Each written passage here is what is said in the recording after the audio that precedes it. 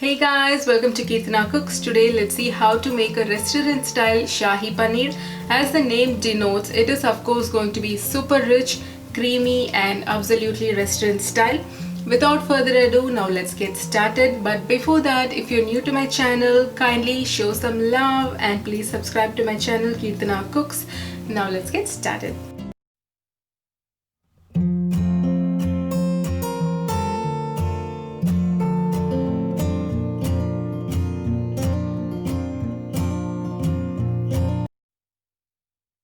Let's start by cutting our paneer block into cubes. I have taken around 300 grams of homemade paneer. Homemade paneer is definitely very softer and better than what we get at the stores. I will post the recipes for my homemade paneer very soon in the channel. Stay tuned for it. Now for the Shahi paneer gravy, let's take a kadai, add 2 tablespoons of oil, a bay leaf, black elaichi, mace, 5 green cardamoms, cloves and 2 pieces of cinnamon. Let's add in around 1 cup of chopped onion. For 1 cup of onion, I'm going to add 2 cups of chopped tomatoes, around 12 whole cashew nuts, half a teaspoon of turmeric powder, 1 teaspoon of cumin powder and 2 teaspoons of coriander powder, 1 teaspoon of Kashmiri chili powder and a teaspoon of salt. Let's mix this nicely and cook until the tomatoes release the juices. Now I'm going to add around 2 tablespoons of thick yogurt. This gives a nice creamy consistency to our dish. The yogurt here is optional. We are going to add cream anyway, but I prefer adding yogurt since it gives more creamy taste and a sourness to the dish. Let's take the bay leaf out before grinding. Once it's cooked nice and soft, let's grind it to a smooth paste. Now our gravy is grinded nice and smooth. Let's strain our gravy using a strainer to make sure that our gravy is 100% silky smooth restaurant style. Now these are the remains which I'll be throwing out and our gravy is ready. This is a base gravy which you can use for a lot of recipes. Now to a pan I'm adding a tablespoon of oil and a tablespoon of ginger garlic paste.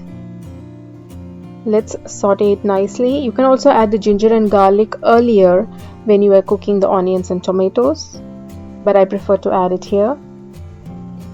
Now I'm adding a tablespoon of Kashmiri chili powder.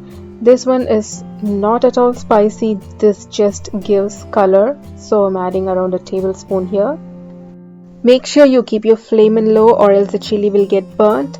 Now I'm adding the base gravy. You can see the magic that once you add the base gravy, immediately it turns like an orangish red color. The color looks beautiful. Now let's mix it. You can see how the oil floats in the side. Let's make sure that the oil and the gravy is combined. Our gravy looks nice and beautiful. Now I'm going to add a teaspoon of salt. Let's cover and cook this mixture for 5 to 6 minutes until it's nice and bubbling. Now for the final touch, I'm going to add half a teaspoon of elaichi powder, 2 green chilies that have been slit, 2 teaspoons of kasuri methi that has been crushed and a tablespoon of butter. Butter is optional but it gives the extra richness to our gravy. Now comes my favorite part, adding in some honey to our dish.